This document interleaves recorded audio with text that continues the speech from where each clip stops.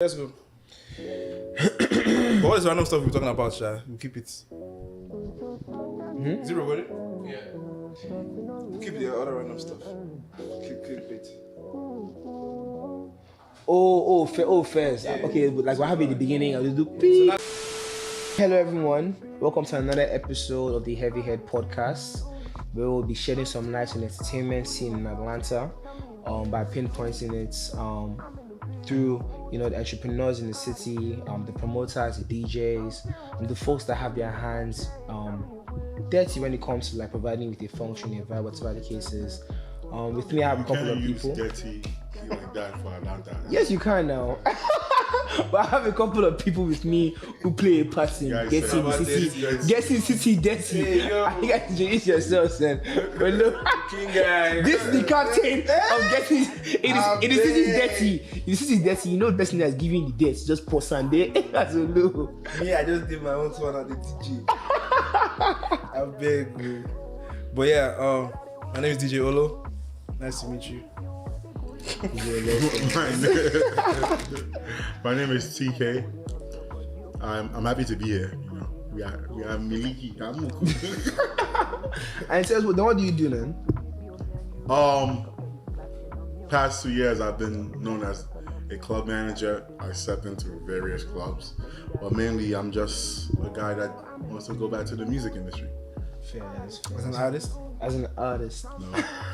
Artist. I feel drop album so. But no, it's just I've been in the music industry since about 2010 as an A&R. I've ran record labels, managed artists, and it's just executive produce projects, just whatever hat I want to wear at the moment. Also have a studio in Atlanta. Check it out. Yes, in Durville, Georgia. That's not too far out. But I'm BJ, the wonderful host, as well as I also play parts on the clean side of the city. I don't dirty the city, you guys. Go put your hands for you. I vibes curious, let's leave it like that. Slash promotes according to some brothers here. But we'll get into that this episode. But let's kind of start here, TK. So I know that you're not new to the Atlanta scene. You've been here for a while. But even beyond the scene, you've been doing this for a good bit amount of time. So where does your journey start? The TK that I know apart started in New York. But then obviously it's possible that started somewhere else. Oh no, New York. New York for life. No, how I'm mad. I'll show you that. Like most people, I would say I got my start running an ASA in college. That's when I realized, oh shit, I have an epiphany for this crap. Yeah. That, we had to put on a ASCs. Shout out all ASCs, man. We had to put on a fashion show. Everybody has to do fashion show. At least I'm happy that they've moved away from fashion shows, that we don't have to do fashion shows. Now they're doing fake weddings. But back then, fake weddings. Back then, if you had an ASA, you put on a cultural nice and fashion show. And to put together, I was a treasurer. We put together a fashion show. That's when we realized I love this shit. I love putting events together. And to quote one of my business partners, I started becoming a curator of epic shit. And that's what I started doing. And we did that. We did events in New York City. We just put together the events and we hired promoters to run with it for us. Afrobeat karaoke, Suya and Paint, to name a few. What are the biggest event you had in New York? Celebration. Yeah. I think you did tell me about you might have copyrighted or something. I didn't about copyright. Celebration. I didn't copyright. Not copy. I don't know what the lingo is. I reached out to the family, so to do it, I did it 3 years in New York. I'm looking to bring it back soon. So if you're watching and you have money that you don't know what to do with it, holla at us. But yeah, so that would be a pleasure to do that in Atlanta, to bring that vision to light out here. I know I've seen talented musicians, but doing that kind of program, you realize some musicians are not really talented, as they say, because we follow a strict guideline on what we want to put on stage. Mm-hmm. But yeah, it was fun. That's I'll say the biggest event that I've had a hand in putting on with my team. But we've been hired to put on and assist in the production of other events like One Africa, the first one, in Houston and Texas and in New York. Damn. So what else am I? I've literally, and most of the concerts that's happened in the last 10 to 15 years, I've technically say I have a hand in it, but the key is to stay hidden, so you can do more. Yeah. Don't chase the limelight. Back end. Facts. Yeah, stay in the back door. So as they're doing everything, you can quickly sneak out. And hey guys, did you see the show? Yeah, I was the guy that messed up somebody's sound that he canceled show. So like, have you ever been to a celebration actually in Nigeria? Like the one that they had in Shrine? I haven't been to Nigeria since 1999. You haven't been to Nigeria? You have not been to Nigeria since 1999. Shock you. What? Guy, I swear he told me this in the past and I was like, what? There's no way. That's crazy. I'm just very rash. It's like someone that I went to Nigeria for Christmas for the past 20 plus years Christmas. Let's go back because let us change. It's not strange. I came to this country at age 7 and I've been here since. Just enjoying. A lot in Nigeria has changed. I feel like the biggest thing in Nigeria right now is the amount of like people Nigeria is popping into entertainment. You know what's so funny though, right? What? I had one of an artist I work with. She keeps saying, "Yeah, I'm going to Niger." I said, "What the hell is Niger?" I had to ask her that. What is Niger? That's crazy from you. I grew up here. What do you call this man? Gen Z, baby. Alright, come. Hello, Putike. What are you? Ask Tike yourself. It's a conversation I have with people. Gen Z, I beg. Because a lot of people were actually, it's been like, I think I've been on podcasts where we discuss this. They are shocked that there's no way you haven't been to Nigeria. I haven't been in a long time. Do you bother going? We did here. Nah, fair. But Nigerians are everywhere. Communities. Nigeria. Talk about that Nigerian community. It's crazy. Because also, like, think about this, right? How have you managed to stay so in touch with entertainment and be so engaged and plugged in the different places that you've been without actually going to Nigeria? What does that look like for you?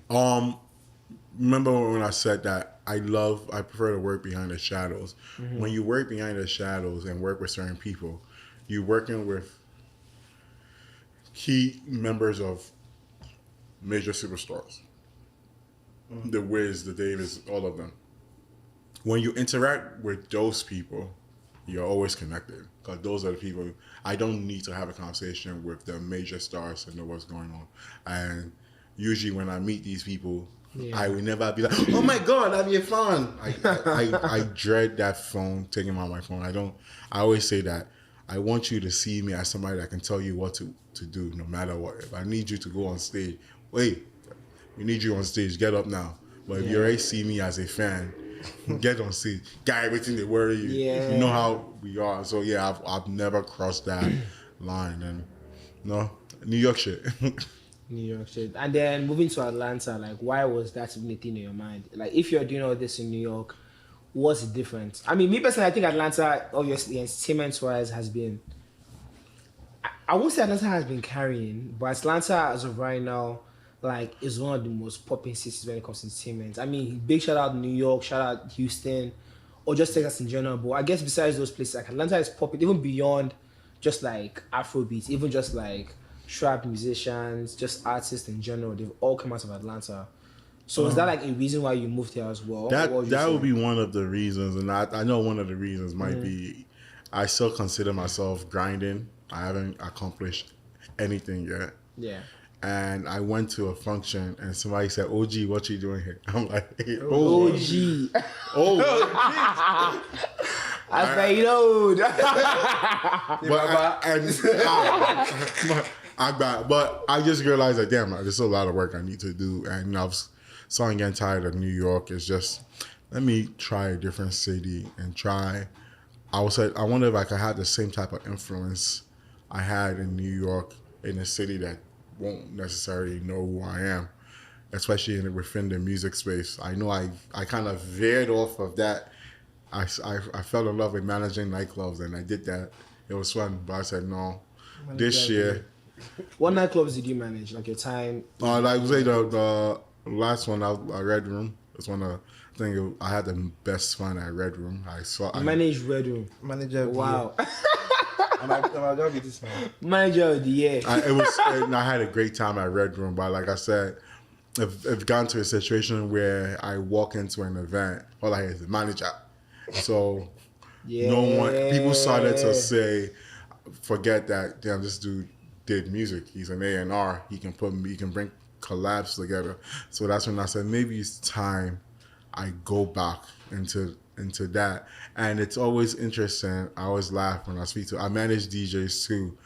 And so for some reason, if I'm not outside, some people forget I manage DJs. So I said, crap, maybe I should focus on the careers of people I have in my hands also. You know? I manage a lot of people too, like even besides DJs. Don't you manage a couple of artists too? I love artist development. A&R and artist development is what I do best. Like I can sit in the studio with the artist, the person can record.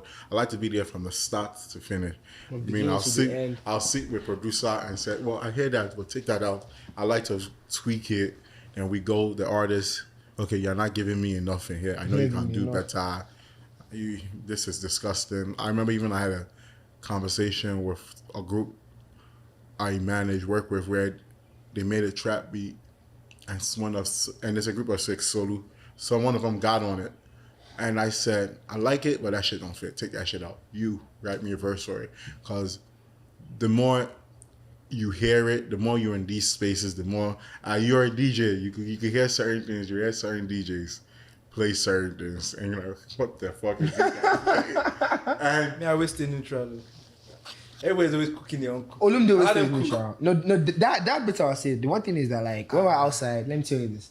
I feel like trying to test me, like, oh, what do you think? I'm like, what do you want I think? Yeah. I feel like whenever we're outside, there's a lot of pressure on you like this way, because when you're the DJ of the group, yes, when a DJ plays some wild, one thing I would say is I've had to get used to and accustomed to is sometimes, and I had to take it with a grain of salt, that I come from New York, where there was always technicality in the way we did shit. Even the mixes, if you're gonna go from one thing to the other, it must blend. But Atlanta, everything, this is the standard. Out the window. I remember there was no way where you can go from a super fast amapiano song to a super slow reggae song to bring it back to Afrobeat. The transition, and being somebody that you guys can attest to this, even though BJ might try to say he doesn't go out as much, but if the more you go out, I don't go out as much. I'm an inside guy. but you can attest to this, right? Like, the more you go out and everything, and I do this with one of my DJs now, where I tell him, and he gets mad when I'm able to figure this out, and I said, don't get mad. First of all, it's my job to be able to do this, and I'm hearing you play constantly. If I hear Olooo play 5 days in a row, 5 times, it's 6 times I can predict this entire set. I know what song he's going. So I will do that to my DJ. When he's in the groove, I'll make sure he makes eye contact with me. When he's about to change his music, I'll sing the song he's about to play next. I'm like, fuck! How the hell did you know? I'm dead. So that's one way. So when we're both at a party, I'm looking at him. He knows what song I'm about to sing next, and I know he knows the song. He finds, that's when he'll start searching. No, I cannot let this idiot beat me. And when you manage DJ, and that's why some people would say, oh, that DJ is overrated. I know what he's gonna play. But the same people criticizing you are outsiders, meaning that they've heard you on a Friday, Saturday night. Let's say you play 2 spots. They're there for the main party and after hours. Saturday, main party, after hours. Sunday, they pass on Thursday, Friday, Saturday. In the 1 week, they've heard you play 6 times. They already played bedtime. Yeah, most times you after a while, you start to hear where some of the same. Yeah, sometimes some people don't want to hear, and I feel like some people limit DJs where, oh, only play this, only play that. But now most DJs, they know, okay, I have 1 hour to play. Shake Hits is what I want to play for 1 hour. I need to build my audience. I need to build the cadences. But that's one thing I realized, that most venues that I've been to don't allow a DJ to work. Yeah, like, they don't allow them to cook. They don't allow them to cook. What do you mean by that? No, I mean, it's facts, because, I mean, is nail on the head, because you have to understand there's DJing. There's difference between DJing like the way you want to DJ and cook, like, you know, you want to play your music, play music that is new, music that you love, that you think people like too. And there's also like when you have a job, like you have like an hour, it's 1:30 a.m. bottles are already flowing, you want to dance. That's when you kind of have to like give them, you know, the hits what they want to hear. Yeah, and that's when you can kind of get repetitive, because there's only so many hits that are popping at that point. Like Feel the video, we played that song. Like, I kind of, that's the favorite song. and it's That's the favorite song. Down unavailable. you have to play You because play that, it's like, you know that song. Damn. it's like, what are you, if you don't play, it's almost like you didn't have a good set. Yeah. And So even with you the have to set, figure out how to. it becomes very repetitive now, because now once you start going, after a while, there's people that sometimes criticize you about your play. Once they hit a certain space, it's only Amapiano they want to hear. Right. But If you're not playing they Amapiano, don't know okay. and most Amapiano songs, I've said it multiple times, most people that listen to the Amapiano songs in clubs won't know the song if it plays from the beginning. You're talking about like the South African Amapiano. Yeah. Oh, I mean, yeah. It's like- It's like 7 minutes long. Yeah. So now these then Is it that one? Oh, yeah, then you're in shaker now. Yeah. then a DJ, so technically top 10, most of them only know, let's say 10 Amapiano songs, and there's a range. I'm not gonna lie to you, I didn't know that many, but I have friends put me onto it. That curate playlists and add different. They got some bangers, but the average party goer might not know it. Like as he just said, the South African Amapiano, most of them only want to hear Nigerian Amapiano. Literally. We take it to that. And it's like at a certain time, you don't want to be. I mean, and that's the I guess thing that separates DJ. Like you have to find out how to, you know, still keep the party going and then play the songs that you're not always repeating at the same time. So I that's know where the craft I can is. give you a transition that most DJs have adopted, although has done it too, right?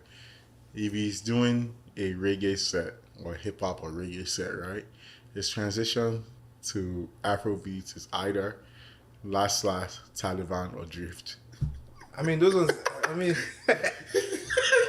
yeah, that's how they work. That's so great. You hear it now. Now that I said it, you hear it. Yeah. But I've heard the Taliban one for sure.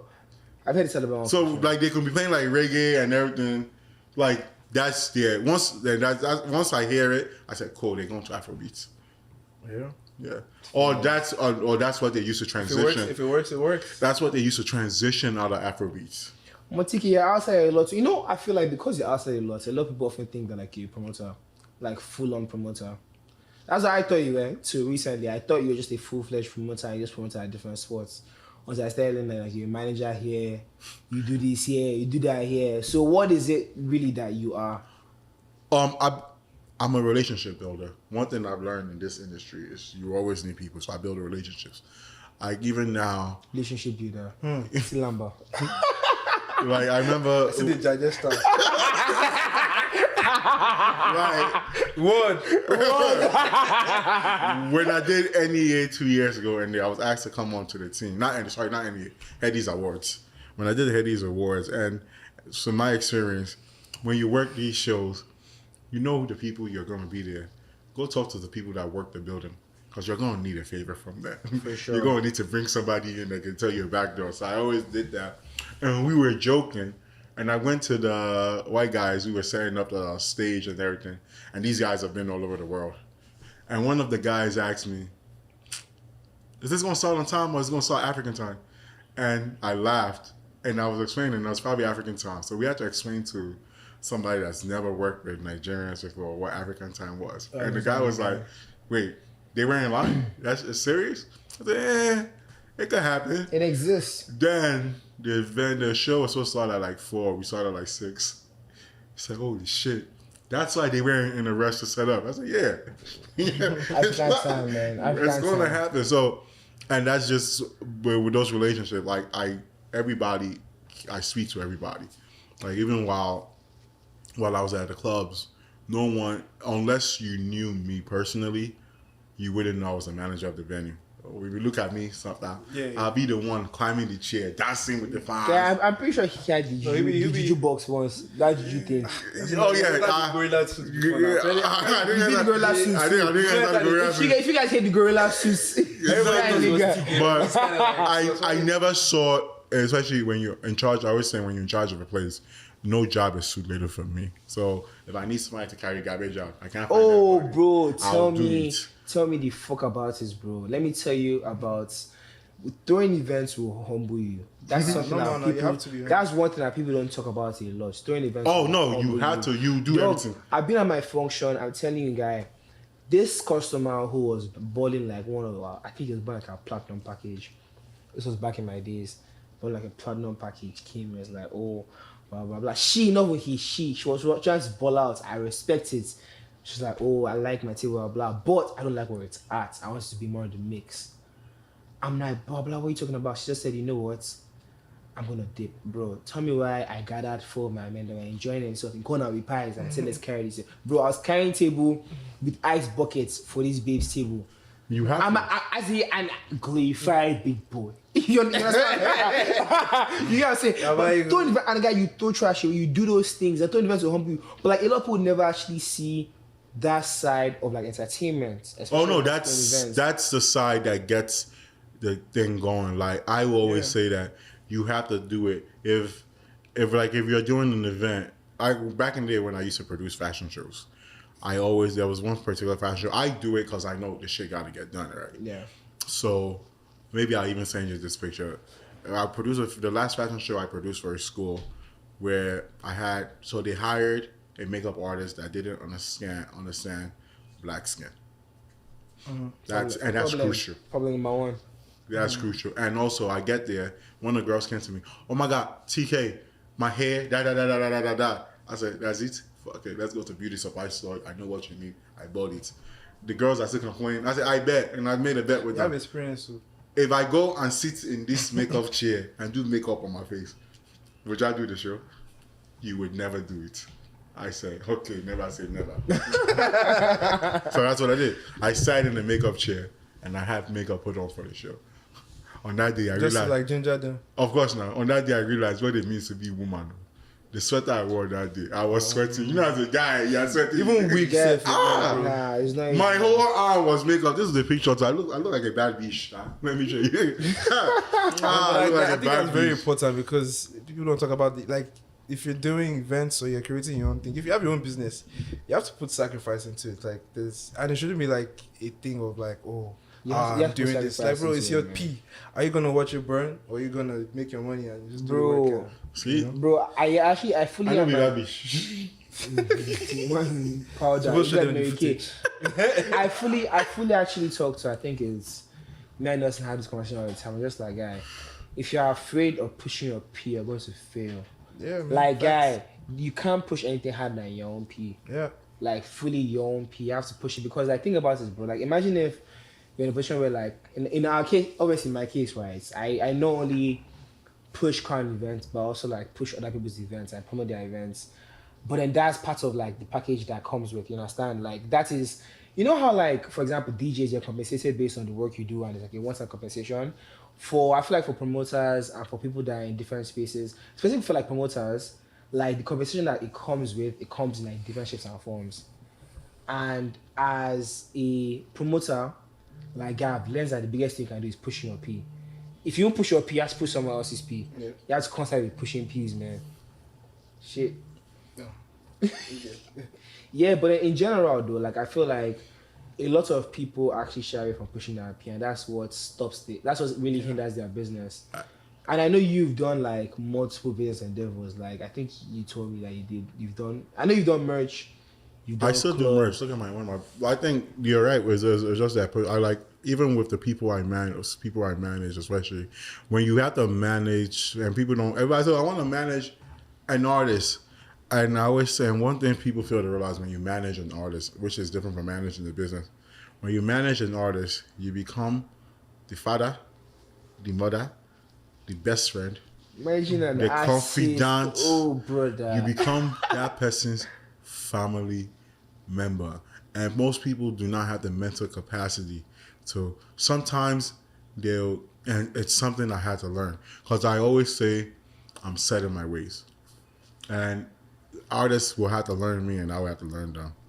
I'll use Hypher for example. So Hypher is somebody, and I had to learn this because when people come to me that I want you to manage me, I always tell them, hey, I'm the most useless person. I will frustrate you, but we're gonna get along. So, and we both had to learn each other.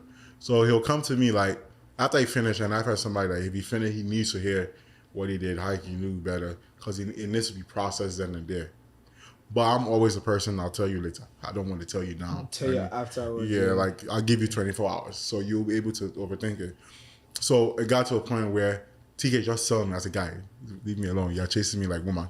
So it got to a point where it's just a perfect balance where I know if he sees this, he's going to talk shit. Fuck you. But it got to a point where we just have to learn. We just have to learn each other. So that's why when you're managing, you also have to, technically as a manager, you have to make yourself vulnerable so the person can understand you. Like, if I know now, if I call Hypher at a certain time, I know he won't pick up my phone call. I know he's talking to me.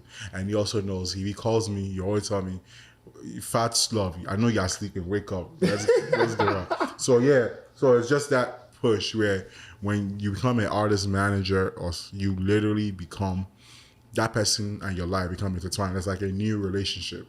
You have to learn each other. The honeymoon phase is always sweet. But and another thing you should always remember where people want to say, I need a manager. A manager is not your booking agent. A manager is supposed to manage what you have. If you need shows, talk to a manager that books shows. A manager can, if you have a show, a manager can negotiate a contract for you, but a manager is not your booking agent.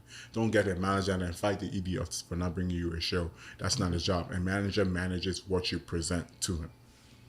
Yeah, fairs, man. I'm gonna ask you. I didn't know that. I thought they were going to book shows. No, some managers I still do feel like, depending on the kind of roadmap you map out for your artists, you can be the manager that supports getting shows. You have to classify what kind of manager you are. You can be an overall manager, which means you're a manager that like supports booking shows, supports giving the artists their digital presence. I'm a manager of brand awareness and brand development. And that's a different kind of manager, you understand? Like it doesn't have to work on like booking your shows. All he's worrying about is what does your digital presence look like? You understand? Like what do you look like to people online? What do you look like to people in person? If you post something terrible on Instagram, I'll have somebody tell me and I'll tell you to take that shit down. Yeah, that's like a different kind of manager. That's like I said, even with my artist development. If a show opportunity arises, I'll put you on. But my primary role is I'm not actively say, I gotta get this guy a show. I don't do that. Show falls will always fall in our laps, and I can easily, I have somebody, let's put them on. Oh, I have somebody that can DJ, let's put them on. This and that. And I always say, sync your schedule to me. So it's like, I need SD. I was like, let me see. And I also always love to know your pricing. All right, what's your budget? Okay, you can't afford this one. So that's literally how I work. But it's mainly about branding. I have a DJ in New York where it got to a point when we're about to do a show. From planning of the show to execution and how we're going to roll out. I asked him, did you drop the flyer yet? We always say the event, we give ourselves a month to fully push the event latest. So if let's say the show is from July 20th, the flyer must be done by June 20th. So we start planning the roadmap. Yeah. No, that's fair enough. I mean, guys, even getting about like DJs, how do you think like the club scene here is different from the club scene in New York? One thing I would say, because I would just say that. Sorry, my bad, continue short, but all I'll just say is that what has been described to me about the club scene in Jersey and New York is making it seem like shit. I'm not gonna lie to you.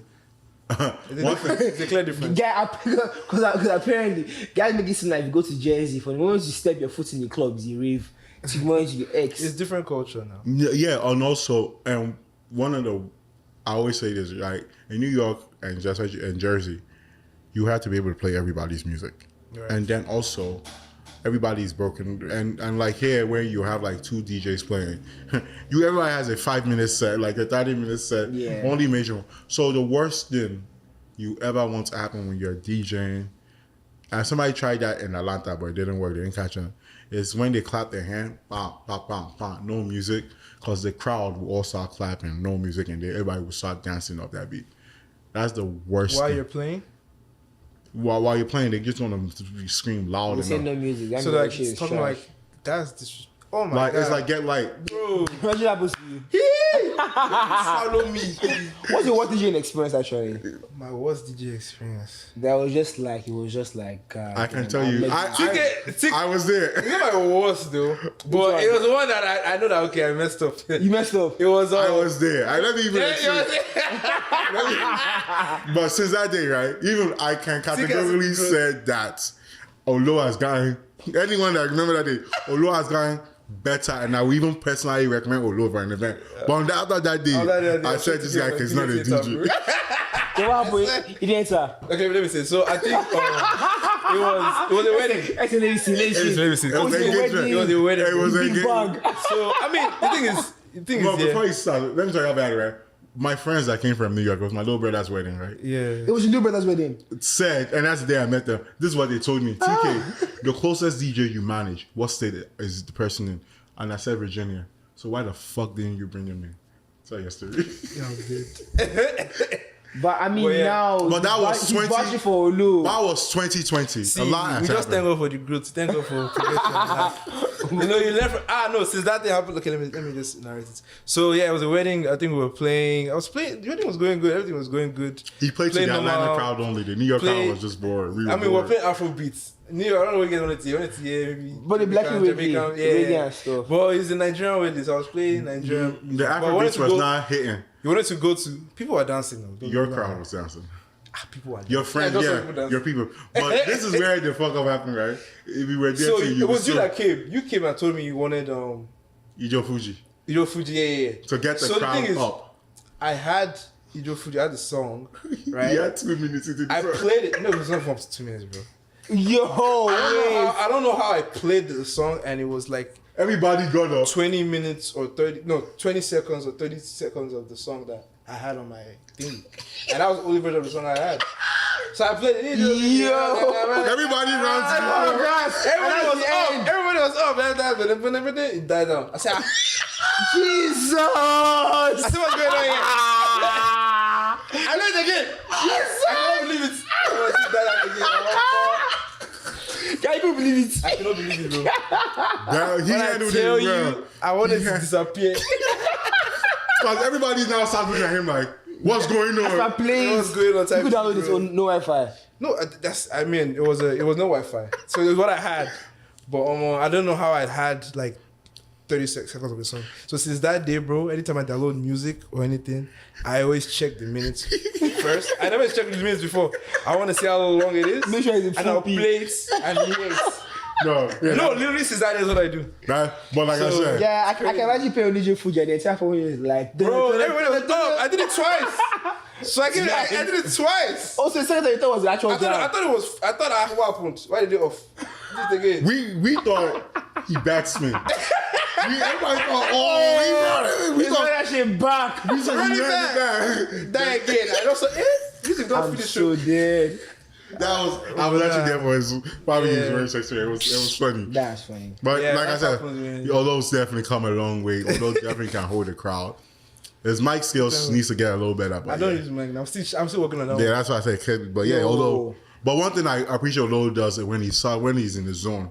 When Oloo's in the zone and he starts doing those side. Guy, those drums. Oh. Let me tell you the first time I heard those drums. Let me tell you the first time I heard those drums. Guy, I remember so well.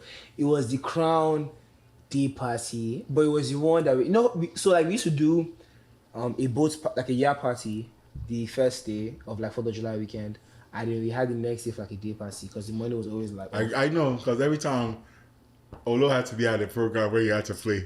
of course then he ran from the Clanier to but that's not the point. Oh yeah. But the point is that dog, I was finally on this boat. It took a long time to get everyone on board. Bro. Yeah, it took a long time to get everyone on board because obviously we had the party the night before. So this was when Ola and them came from Chicago. The next day, so obviously not everyone could make it to the boats. Guys that can make it, they were making it slow. So it was taking like a big And toll for on people that everybody. don't know, when you do boat parties, right, the boat has to leave the dock by a certain time.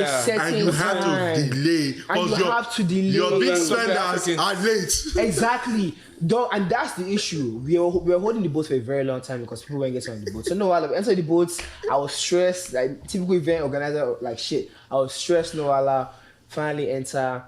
I take my first 2 shots because you know, like when you're stressed and you guys like, I just take shots. You just take 1, 2, 3, 4. It doesn't help us. But you don't. No. It doesn't help you see the right music enters the charts. Yeah. Only plays one jam and you just start to put the talking drum on. My head Turn it to my way.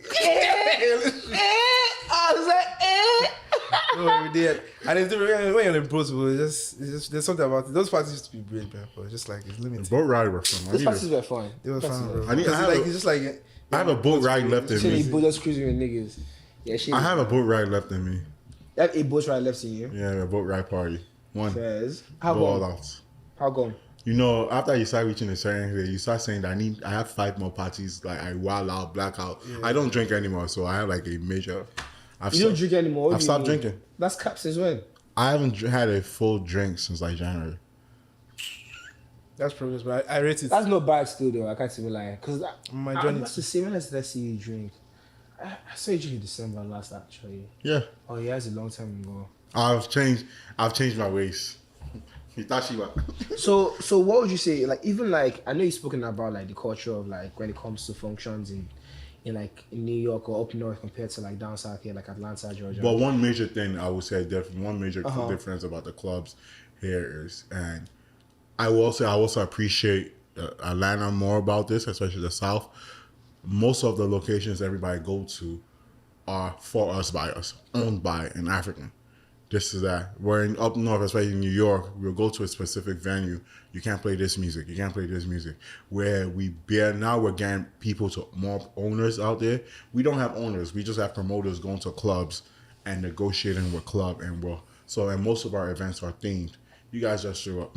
But I do feel like there's some politics to play in that though, because to buy a small space in New York compared to rent small space in New York compared to renting it in Atlanta, the price difference is crazy. It's not even about the price difference. It's the bureaucracy and the tape you're going to have to go to. Exactly. See, a lot goes on there. Which is why it's difficult. To get your liquor license is also a big deal. You have to go to city council and so many red tape. So basically, it's a lot harder. So most people that does it will just try to partner with a club. Hey, I have this crowd. I'm a promoter. I have this crowd. This and that. Let me get Friday night. And basically, you get the door. They'll give you a bar guarantee. You have to make after you make your bar guarantee. They'll give you like 20%. No. But they don't charge you resort fee. But you still have to make like a $5,000 minimum is like $2,500. But like maximum is like $10,000. I've been in a situation where it was a $5,000 bar guarantee and we never made it. As the organizers, you are not leaving that venue. You must give them that $5,000. Oh wow. Yeah. So I mean, ultimately, like I feel like New York is just a whole different vibe from how Atlanta is. You know, Atlanta's definitely more chill. It's more welcoming to the party. There's like 30. Atlanta is more chill. By the same time, there's over 30 clubs. There's over owned by at the same time, Atlanta is very centralized. Like you understand. Like let's say you have a month in New York. For that month in New York, you probably go to at least maybe like, let's say you go out on the weekend only. You have like what was that? 8 days in the weekend. You probably go to like 6 different spots. In Atlanta, if you have a month, you're going to the same spot at least 4 times. And then you come out. No, it's interesting. So the way the New York or Northeast vibe is is right? People don't go. People are more loyal. You know how you are loyal to clubs? People are loyal to DJs. I hear that. So if a DJ is playing here, that's the only way they show up. So now it becomes, when we do the independence, it becomes a bidding war. Which is why you guys will realize when certain DJs come from up north, the pricing they want, I said you mad, because it becomes a bidding war. Yeah, they're coming from New York too. Once you build yourself up to be They build New York niggas, man. Build New York niggas, man. Once you make yourself like I'm that nigga, they pump your chest. The bidding war starts. No, if we bring this guy to the event, he's gonna pull the crowd. So now So now you start to pit people against each other when you know most people are having party, promoters are having party. Yeah. Guy, can you play from 10 to like 12? Like, guy, 10 to 12. This guy wants me 14. You are giving me 200. He wants to give me 400. Do better. So it becomes a bidding war. That bidding war is not there in Alata. You look at you like, can you bring a crowd? We go to a club and I pay me 400. About yeah, bro, you did mad. Are you? Yeah, they're not. So they're able to. They're able. Yeah, only then. Thank you and congratulations to those few that have the resources, because I work with a lot of DJs and people that they have to chase club owners and promote us. Oh, you guys are not hiding there for money. What do you mean? Explain. That's the worst thing I hate, chasing people for money. You finish playing, they tell you see. Because Does that happen often? It's normal now. I mean, thankfully, like now I've got to a good clientele where like I don't need to do that. But obviously, like early on, yeah, Early on, normal. that's like half of my I mean, it still happens sometimes today. Like it's normal. You have to always remind people. I mean, and also like people have their policies on how they share their money. Sometimes the money comes like a week after like their billing or whatever. And with that money coming, let the DJ know. Right, exactly. Don't book them. Then when it's time for the DJ to collect their money, he starts. Like, we know they give money. We give money after a week after we close out everything. So now you live in the distrust, because now if the DJ is coming now, right, you're paying him 300. Unfortunately, everybody does this. The guy already made plans for that money. That money's already gone. Yeah. As that money touched his hand, I'm gonna do this. But now after the show, guy, where my money day? I'll give you the money next week. He's not angry. Most times he's not angry you're giving him the money next week. He knows he's getting paid. He's angry that the plan for that money is not coming to fruition. Gotcha. Yeah, and I think I definitely one thing that like I share away from a son who also throws events. The fact that I know that people don't like their bread. People don't play with their bread basically.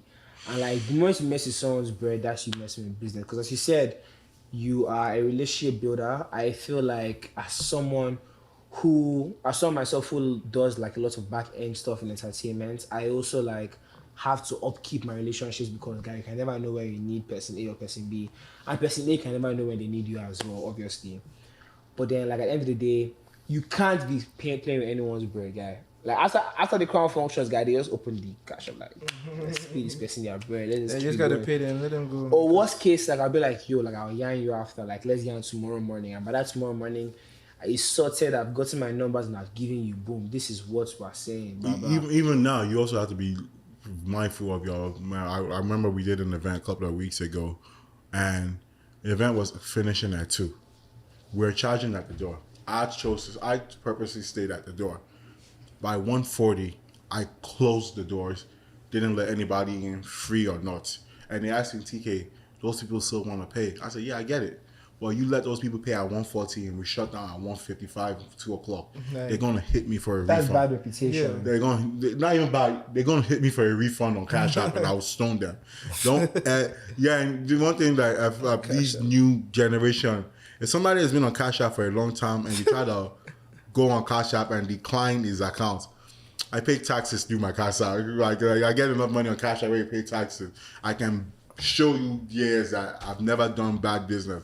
You will lose. But I always you will lose. Just by the way, she pay cash out to this nigga, you will lose. My lawyer, I won't handle it. My accountant will handle it for me. So it gets to a situation that if you're charging people at the door, you know your event ends at 2:00. Be mindful. Yeah, there's no reason why after 1:30, but once it reach 1:40, everybody that didn't come, they are not getting it for free. Because now once you let them in, tell them that I'm not you're not getting it for free. But once you come in for free, it builds a culture. Oh, they're charging at the door. I can show up and party for the last 20 minutes. Yeah. I'm never showing up early. So they know by 1:40 they're not coming in. You're not taking their money. They can be at the door arguing with their father and mother. Yeah, you didn't let them in. And that day, a lot of people were at the door. Were like, who the hell do you think you are? It's so funny. I had to remind somebody had to remind to go. I said, yo, and she tried to lie to me that she's been there and I shouldn't make her pay. And I'm like, bro, and somebody said, yo, TK's not the one to fuck with. He runs nightclubs. He knows everybody that's at this door. Let that. She's not entering here.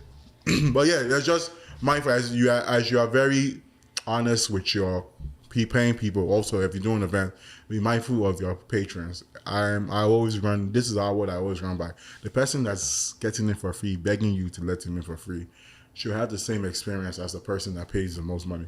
Everybody should have fun. Yeah. What would you say? Obviously, I know that like Atlanta has its weird moments, New York has its weird moments. But as someone who does a lot of nightlife curation, what would you say has been your weirdest night in a section or like a club? What would you say has been like the weirdest thing that's happened to you in Atlanta? Well, altogether, just in this like over entitled men. For entitled men? Yeah, even we're also producing concerts and events, right? Men are the biggest groupies, and it's don't constantly, but look at this scenario. How you a grown man trying to chase another grown man because you want a picture with that said grown man, and you're a grown man. Relax. You're a grown man, my nigga. Grown man, you chasing down another grown man, or even the worst one is when an artist is in a club and grown man be like, put me in the section next to him. I want him to see us buying the bottles. Nah. Men are groupies. That is crazy. Nah, damn. I think Olooo got some male groupies out here in this Atlanta. Groupies. All those men that be throwing you, Olooo, throwing money at you. I feel like groupies. Those are guys that I mean, like, I know the guys that hail you. Yeah, like you know what groupies are. You know when you have some groupies. Yeah, that one just the show, but yeah, kind of. See, he knows he won't catch you guys because you know he has to play at your clubs. Nah, but bro, I feel like my weirdest experience at the club, guy, was Crown was hosting a function, I think in Onyx. We're hosting for that strip club in Onyx. Onyx. Down, I don't think you came. I think like It's not Onyx now. Black Diamond. Black King of Diamond. King of Diamond. Say Black Diamond. We're hosting a function at King of Diamond, and obviously we had finally entered because there's always like an issue at the door to enter, but issue resolved. Entered. We're in our section chilling. I took my jacket off. Guy fully took my jacket off, and I had like, obviously at the strip club I had some ones in my pockets, bro. No man. I had some ones in my pockets. You come with tickets. Huh? You have to come with tickets. But I came in my own ones. I don't want any kind of extra bits for my ones. So I put my jackets on the table. And obviously our table is like the crown table side. There's nobody else on our table. Like 6 of us and like our boats and everything. We're just chilling at our table. It's kind of like seeing what the vibe is talking about. And this one babe, out of nowhere, she's acting drunk. She's acting funny. Acting like she was at this table a second ago. I'm looking at her. Guy, she fully, my jacket is on the table, on the side of the table. She fully grabs my jacket and she goes, Guy. Throws it. No, she goes, As we're like, oh, this is my jacket. Yeah, I'm looking at her like, huh, okay. And this babe proceeds to put her hand inside the pocket of the jacket that I had. And she felt something and she just folded her hand. I just held her. I fully just held her. I know free, I'm busy. Ask Aya about this story. ask Aya about this story. I fully held her. I was like, oh, he's taking my jacket. She's like, oh my God, it's your jacket. I'm so sorry. I'm so drunk. I'm like, I got my jacket, but I got it back on the table. And you know what's so crazy? This same babe, I've seen her outside a couple other times, acting like she's a big babe. But that's so crazy what she did to me, guy. Because imagine if I wasn't paying attention. She got just swiped and dip like that. It can be a weird place, so I can't even lie. I mean, it's all the shit. The weirdest thing I believe in this Atlanta, or I've seen in nightclubs, is this, right? Come for me if you want to. Which camera? Am I looking at this one? Stop going out if you don't have money. Jesus. Yeah, easy. Man and woman. Easy on the mic. You look like a Jackson. That shit. Especially, you know what annoys me past. I remember. Why are you discriminating? I'm not discriminating, right? I've always had this mindset: if I don't put money in this bottle, it's rare before I put my hand to reach out for the bottle, unless you're my guy. And you say, and I know how our relationship is, right? I've seen situations where nobody, Azul enter section, person will no buy Azul, grab the Azul bottle first. Not to go to idiot slap. But especially, it's... Why would you even do that? That's different kind of boldness. I'll just grab the bottle. Another thing that I know, one thing that I know always infuriated me is this, where you bought the hookah, but our other side of the gender, Mama Bedu hookah. Can you translate that in English? That's normal. AKA, she go man the hookah.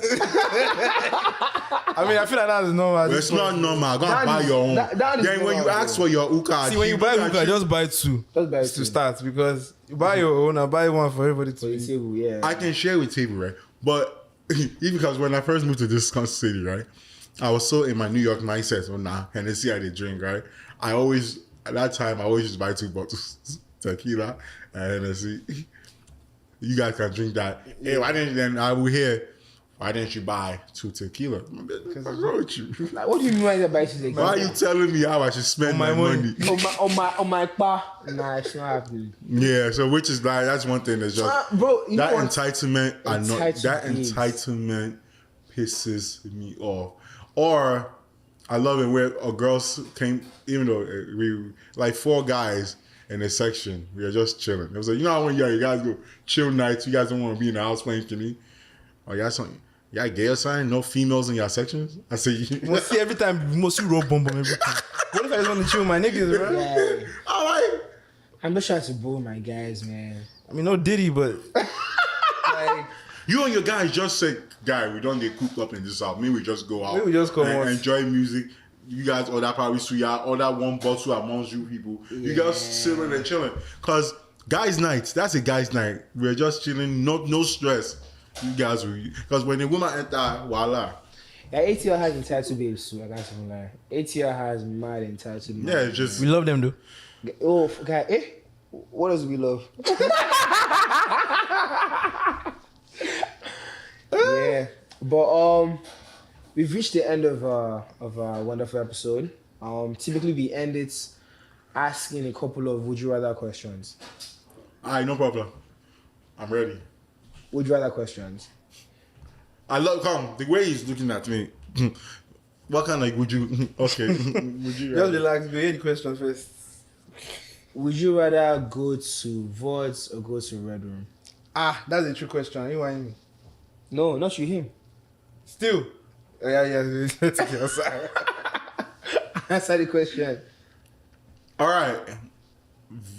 Depends on who's DJing. No, you're asking the wrong question. Depends on who's DJing. You're asking the wrong question. This is again. I'm asking the answer. No. The question. Would I rather? A night out, you just want to step out. You can't go wrong with either. Yeah. You can't go wrong with either. But which one would you go to? If it's Saturday night, I'll be at VODs. What if it's Friday night? I'll be at Red Room. Fairs. Name me any days. I'll tell you where IFA DJs. Yeah, that's a true question. Come on, man. That's so crazy. Yeah, I'll tell you where IFA DJs. Come on, man. I'll go to with my clients, and and if IFA's out of town as usual, wherever Olooo is, and if Olooo is not at a private wedding, it's wherever Zulu is. Should I keep going down to this, or wherever Nani is? Okay, so would you rather be YouTube famous or TikTok famous? Neither. No, you have to pick one. I'd rather be YouTube famous. Yeah. For me, Sha. I'd rather be YouTube famous. YouTube famous and YouTube, YouTube money is consistent. That means if I'm YouTube famous, right? That means I'm approaching Mr. Beast level. So that guy can invite me to one of his videos. Mr. Beast, if you watch this, I can participate This too. guy is saying Mr. Beast. This guy is to the top of the top. The person that owns the top of YouTube. Okay, and I'd rather be YouTube famous. I definitely rather be YouTube famous. YouTube famous is how you get the most bread. You don't technically need an account to watch YouTube videos. That's what I'm saying. Yeah, just random. Yeah. And there's always going to be ad revenue on the YouTube. I mean, I'm not an influencer type, anyways. I just like to. I don't influence. I just influence. Maybe just the pop. Maybe it's just the pop. So, would you rather switch bodies with your ex or switch bodies with your grandma? What does that mean? switch bodies? Like be them? Like As in yeah, your flesh. As in you enter their body. your ex or your grandma? Currently, right Why now. would I want to switch bodies with my grandma? Your ex. My ex now. Your ex? Yes. Currently, right now. Yeah. Well, it has to be yes. R.I.P. Mommy. You have your ex. That has to be my ex. What, Man. what is my? I don't. Yeah. Yeah. I don't know. I want to switch bodies with my grandma. No, I'm just saying like, would you rather one or the other? Guy, what if you hate your ex? Hey, they I don't money, even think of my money. exes. Huh? I don't even think of my exes. Hate your ex. Uh-huh. Keep it peaceful. You have to be peaceful. They probably hate me because whoever It's possible. took the time to talk to me, God bless you. Because Skr. It's not working. Skirt. But anyways, we've reached the end of our podcast. Yes. Definitely like, subscribe, all of that fun stuff. Before you go right. I just want everybody to notice this, right? This guy wanted to suck on this lollipop. But because we said something, bro. I'm not lying. Hey, Brad, I'm not lying. Brad, But we wanted man. to. Chill the fuck out, He changed his mind because we changed said my mind. we would call him out. Now lollipop. He's the guy- black. It doesn't matter. Thank you guys for watching. I think. All right.